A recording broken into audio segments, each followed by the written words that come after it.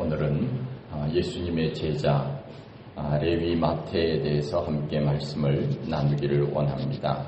이 레위라고 하는 말은 레위 지파의 후손이라고 하는 말이기도 하며 예수 믿기 전에 불렀던 본명이라고도 말합니다.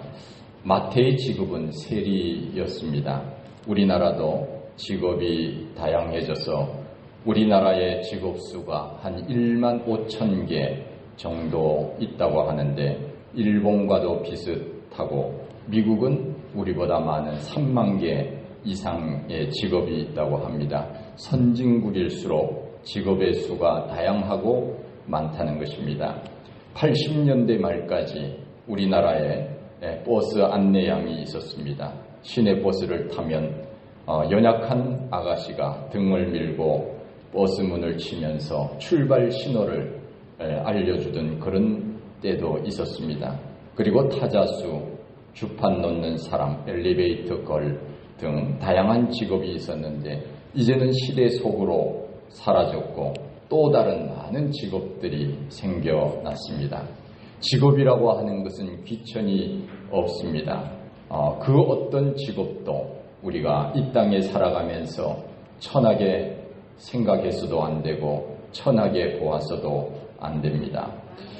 직업에는 귀천이 없었는데 예수님이 제자들을 뽑으신 것을 보면 그 당시 사람들이 아주 싫어하는 그러한 직업을 가진 사람이 있었습니다. 그 사람이 바로 세리 직업을 가진 마태였습니다.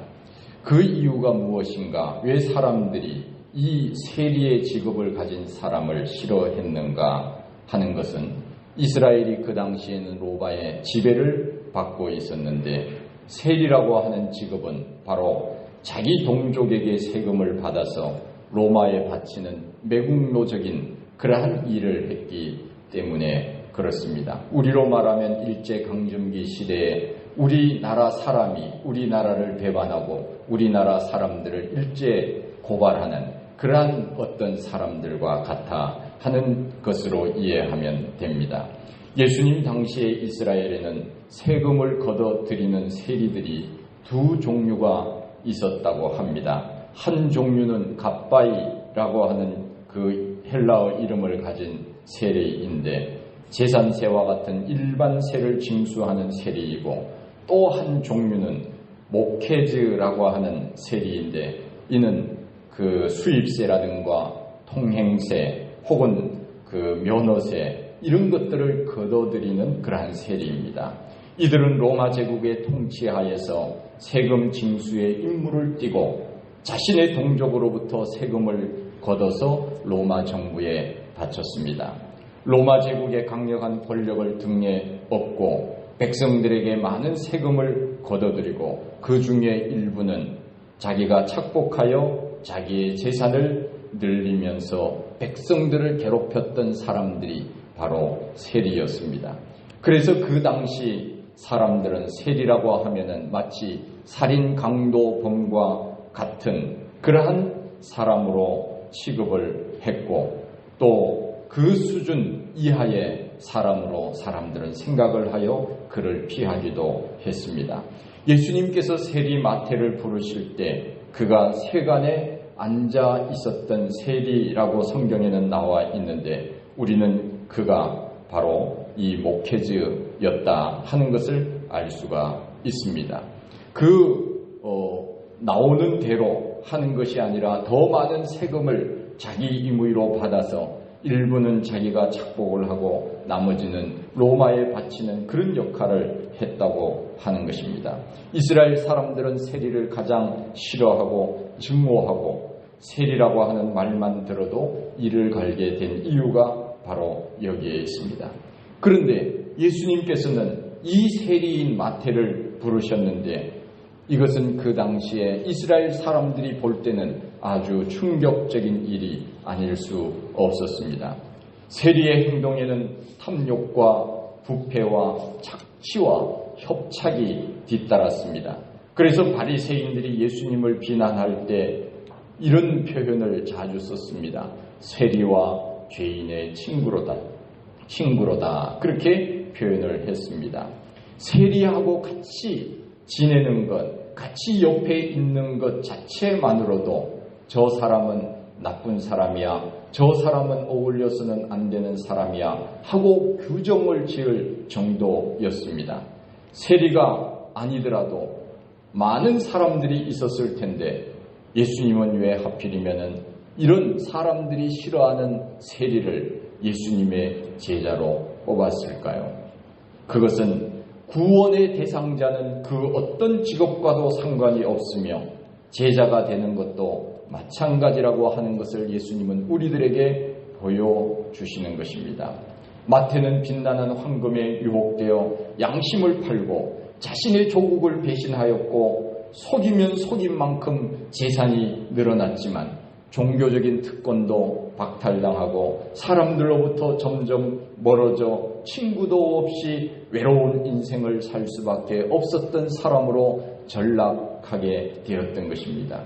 물질은 많아지고 또한 재산은 늘려져가고 호의호식할 수 있는 그러한 사람이었음에도 그러나 내면적으로는 그가 세상에서 가장 외톨이 또한 고독한 그런 사람으로 점점 나락으로 빠지고만 그런 사람이었다는 것입니다.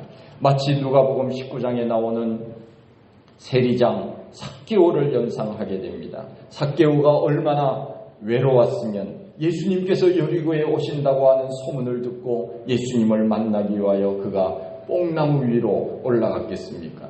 옛날 성경에는 뽕나무라고 표현을 했는데 우리가 읽는 지금 성경에는 돌무화과 나무라고 나와 있지요. 예수님은 나의 외로움을 알아주실 수 있는 분일 거야. 내가 예수님을 만나면 저분만은 나를 받아주실 거야. 얼마나 세리장으로서 세리로서 사람들로부터 멸시와 천대를 받았으면 예수님을 만나면 내 외로움이 해결될 수 있을 거야 하는 기대감으로 그는 예수님을 만나기 위하여 나무 위로 올라갔겠습니까? 이와 같이 자기 나라 사람에게 돈을 뺐다시피 해서 로마에 갖다 바치는 매국노를 좋아할 사람이 어디 있겠습니까? 예수님의 제자들은 어부와 같은 사람도 있었지만 그러나 그들 나름대로는 애국심이 있었으며 그들은 순수했고 진실했던 사람들이었습니다. 그런데 마태는 그렇지 않았습니다. 겉으로는 그가 여러 가지로 사람들로부터 많은 재산을 축적하여서 부자라고 이야기를 들었는지는 모르지만 그러나 그의 내면은 그렇지 않았다는 것입니다. 그 내면 속에 고독과 외로움과 그리고 말할 수 없는 소외감으로 살았던 사람, 이 사람이 바로 마태였습니다. 마태가 제자로 들어오는 순간 제자들 사이에는 상당한 거리감과 더불어 긴장감이 생겼을 것입니다. 아니 어떻게 저 죄인, 죄인 중에서 사람들이 가장 싫어하는 세리의 직업을 가진 사람, 저 사람이 어떻게 우리와 함께 제자로 살아갈 수 있는 거지? 아마 제자들은 함께 있으면서도 처음에는 거부감을 느꼈을 것입니다. 그러나 반대로 마태가 들어옴으로 인하여 제자들이 가지고 있었던 선입견이 깨어지고 좁았던 시야가 넓어지는 계기가 되었습니다. 예수님의 제자가 되는 것은 그 어떤 직업을 가졌든지 간에 누구든지 예수님의 제자가 될 수 있으며 구원을 얻는 것은 직업과 관계없다고 하는 것을 우리 예수님은 마태라고 하는 사람을 제자로 뽑으시면서 사람들에게 보여주시기를 원했던 것입니다. 우리가 전도할 때 예수 믿으라고 하면 사람들이 간혹 이런 말을 합니다. 나는 죄를 많이 졌기 때문에 제가 어떻게 교회 나갑니까? 그렇게 이야기를 합니다. 여러분 보십시오. 죄인이니까 교회에 나오지 의인이면 교회에 나올 이유가 있겠습니까? 여러분 이 자리에서 의인인 사람 한번 손들어 보십시오. 나는 의인이야 라고 하는 사람, 죄를 나는 하나도 지지 않았어. 저도 손 내려야 돼요. 사실 우리는 다 죄를 짓고 살지 않습니까? 생각으로, 행동으로, 우리의 삶 속에서 늘 알게 모르게 우리는 다 죄를 지으면서 살고 있는데 우리가 죄인이니까 하나님 앞에 나오지 우리가 의롭다면 하나님 앞에 나올 의미가 없는 것 아니겠습니까? 하나님께서 일꾼을 뽑으실 때 뛰어난 사람도 뽑으시지만 그러나 좀 부족하지만 잘 훈련시키셔서 귀하게 쓰신 일들도 얼마나 많이 있는지 모릅니다. 고린도전서 1장 26절 이하에 보면은 이런 말씀이 있습니다. 형제들아 너희의 부르심을 따라 육체를 따라 지혜로운 자가 많지 아니하며 능한 자가 많지 아니하며 문벌 좋은 자가 많지 아니하도다. 그러나 하나님께서는 세상에 미련한 것들을 택하사 지혜 있는 자들을 부끄럽게 하려 하시고, 누구를 택하셨어요? 미련한 자를 택하사 누구를 부끄럽게 하신다고요? 지혜로운 자를 부끄럽게 하시고, 세상에 약한 자들을 택하사 강한 것들을 부끄럽게 하시며, 하나님께서는 세상에 천한 것들과 멸시받는 것들과 없는 것들을 택하사 있는 것들을 폐하려 하시느니 이는 아무 육체도 하나님 앞에서 자랑하지 못하게 하려 하심이라 말씀하고 있습니다.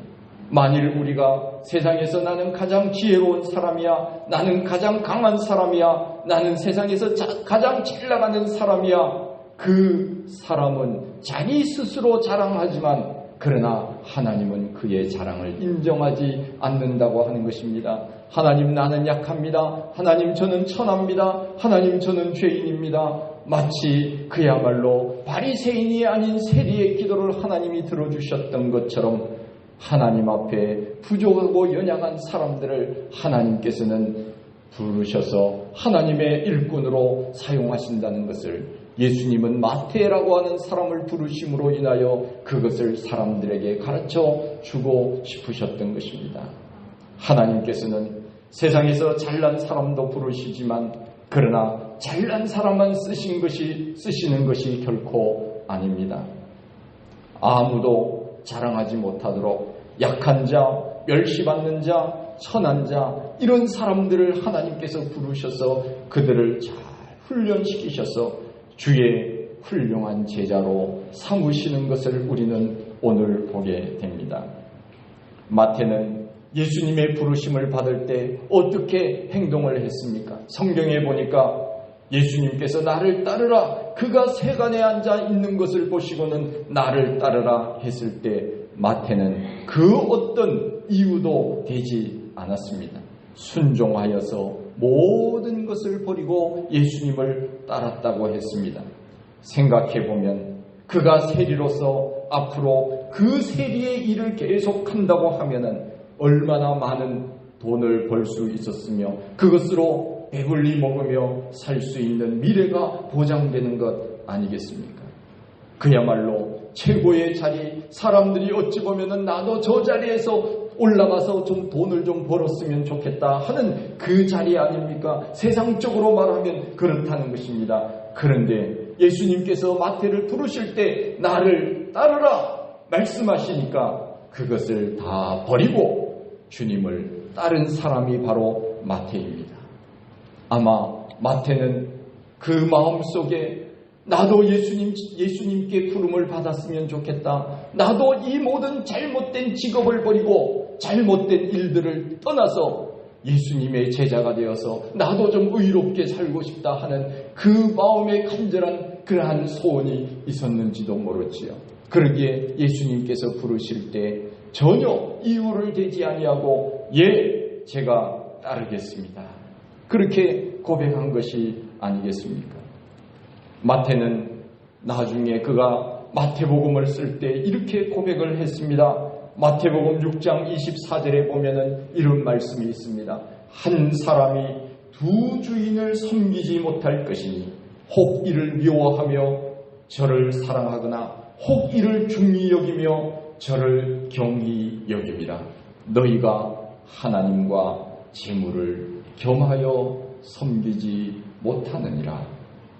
마태는 이 땅의 재물에 관심이 많았습니다. 그러나 경험해보니 그는 하나님과 재물을 겸하여 섬길 수 없다는 것을 알게 된 것입니다. 재물을 따라가면 하나님을 멀리하게 되고 하나님을 섬기면 이 땅의 것은 점점 버리게 되는 것, 이것을 마태는 깨달았던 것입니다.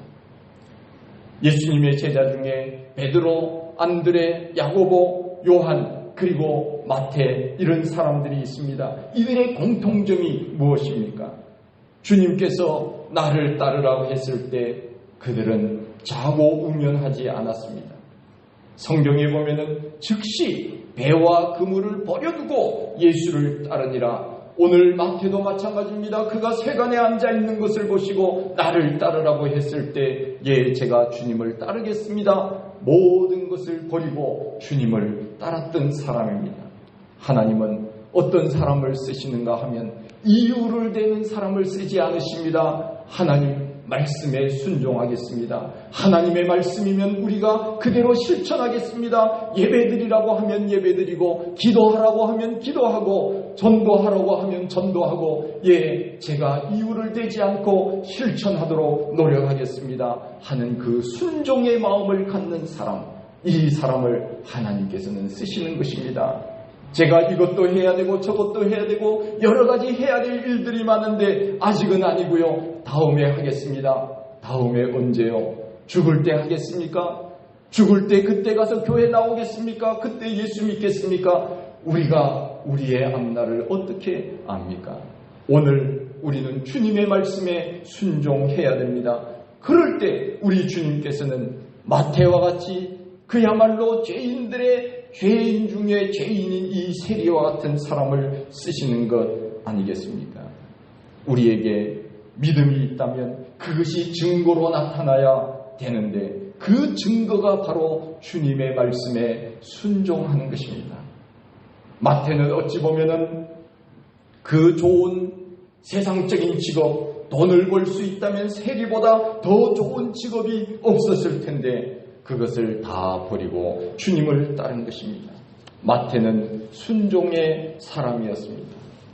본문에 보면 세리 마태는 자신을 제자로 불러주신 주님께 감사하는 마음으로 그는 순종했을 뿐만 아니라 자신과 같은 죄인들을 제자로 불러주신 주님의 은혜에 감사하여 예수님을 집으로, 자기 집으로 초청해서 잔치를 베풀었다고 했습니다.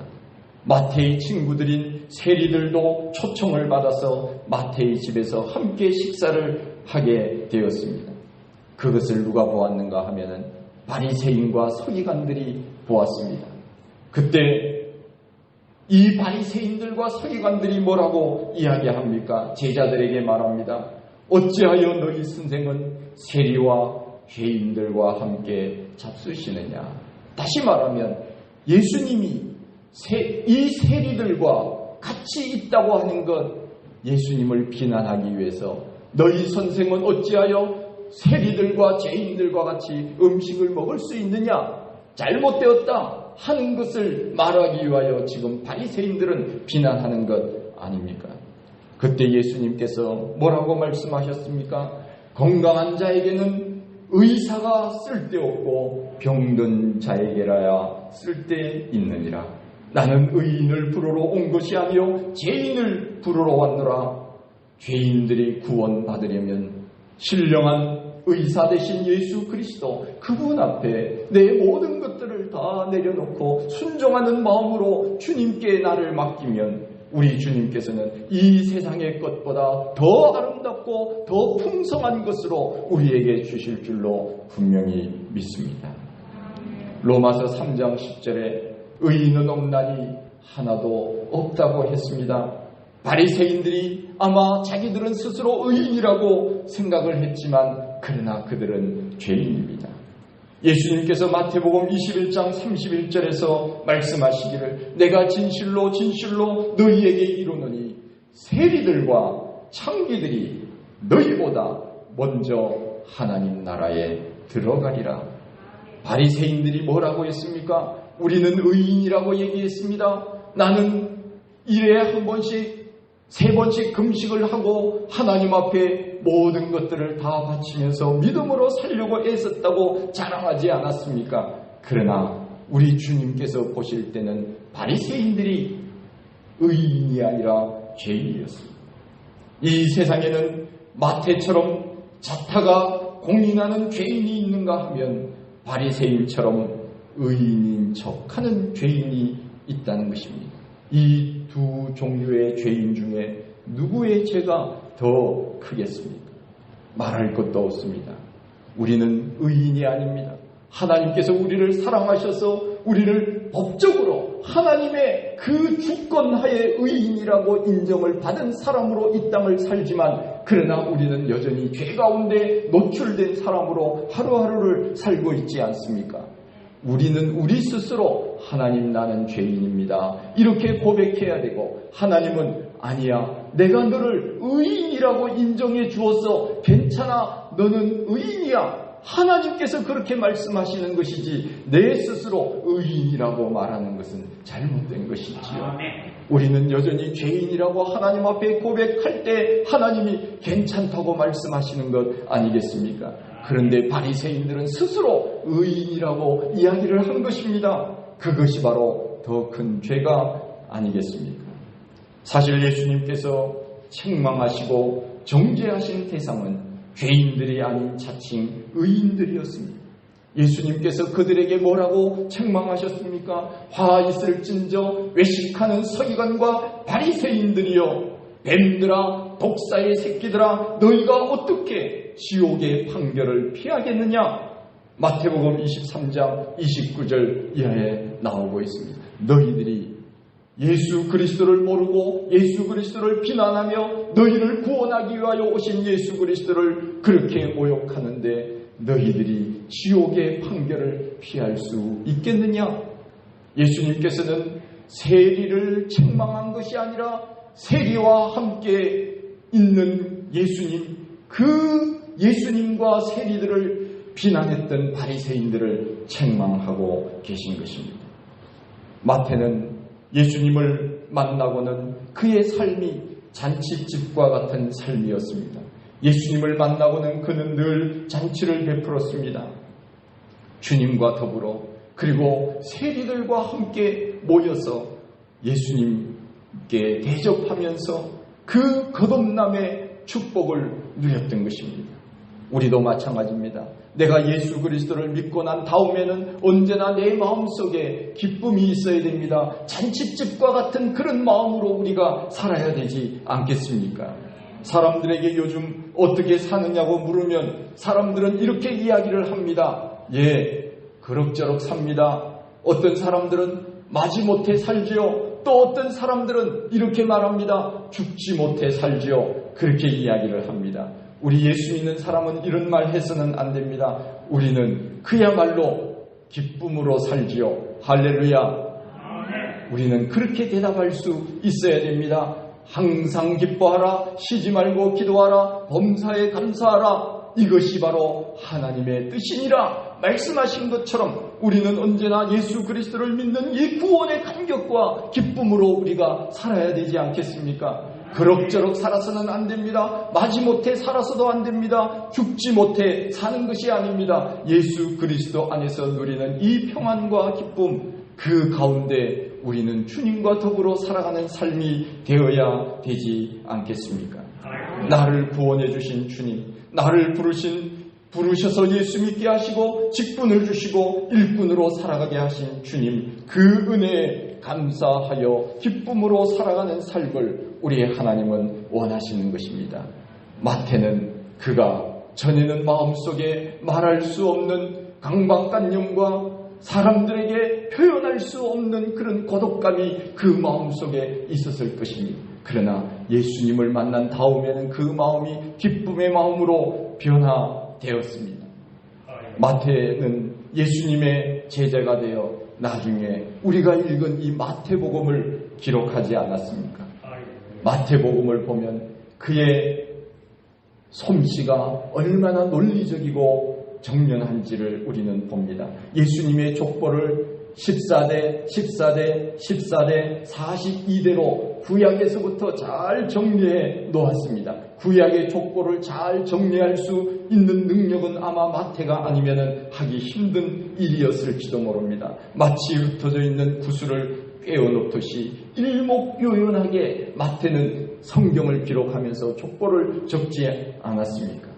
특히 마태복음 5장, 우리가 잘 아는 이 산상보훈, 산상수훈이라고 하는 이 말씀은 예수님의 말씀을 아주 간단하게 그리고 정확하게 우리들에게 심어주는 그 말씀을 정리해 놓지 않았습니까? 심령이 가난한 자는 복이 있나니 천국이 저희 것이며 애통하는 자는 마음이 청결한 자는 얼마나 심플하고 간단하게 우리들에게 주시는 메시지가 큰지 모릅니다. 마태는 언어에 있어서 탁월했고 편집하는 일에 있어서는 선구자적인 역할을 했던 것을 볼 수 있습니다.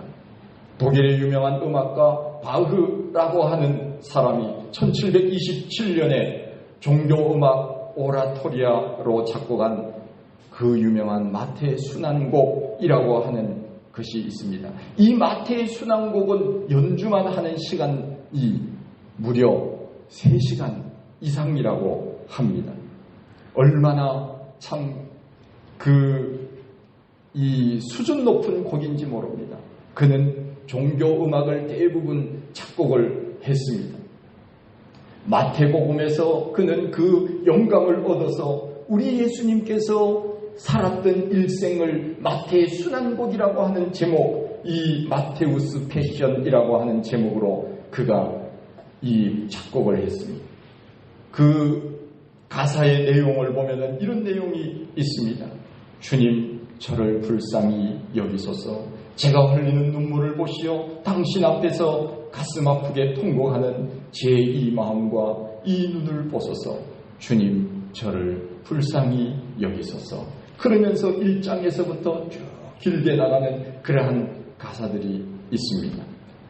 우리나라 찬송가 145장, 여기에도 바흐가 작곡한 곡이 딱 한 군데 여기에 기록이 된 것을 보게 됩니다. 그 가사를 보면 오 거룩하신 주님, 그 상하신 머리 조롱과 욕에 쌓여 과시간 쓰셨네 라고 하는 그 마태의 순환곡을 그대로 표현하는 가사라고 생각이 되어집니다.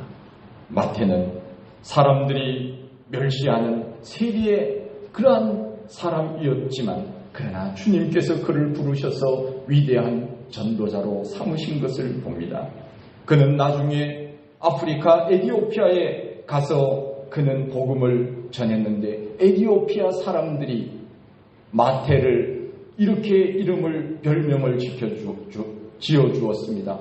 에티오피아의 사도라고 하는 별명입니다. 이것은 그가 아프리카 에티오피아에 가서 복음을 전하다가 그가 그곳에서 순교했다고 기록하고 있습니다. 하나님은 못 쓰시는 사람이 없습니다. 내가 좀 부족해도, 내가 좀 연약해도, 어찌 보면은 세상 사람들이 나를 손가락질하려도 주님은 그렇게 생각하지 않으십니다. 마태는 사람들이 멸시하는 세리였고 이 땅의 재물에 욕심이 많은 사람이었지만 주님의 복음을 위하여 순교의 삶을 살았던 믿음의 제자, 믿음의 사람이었습니다. 예수님은 오늘 우리들에게 이렇게 말씀하십니다. 내가 의인을 부르러 온 것이 아니고 죄인을 불러 회개시키러 왔노라. 기도하십시다. 하나님 아버지, 참 감사합니다.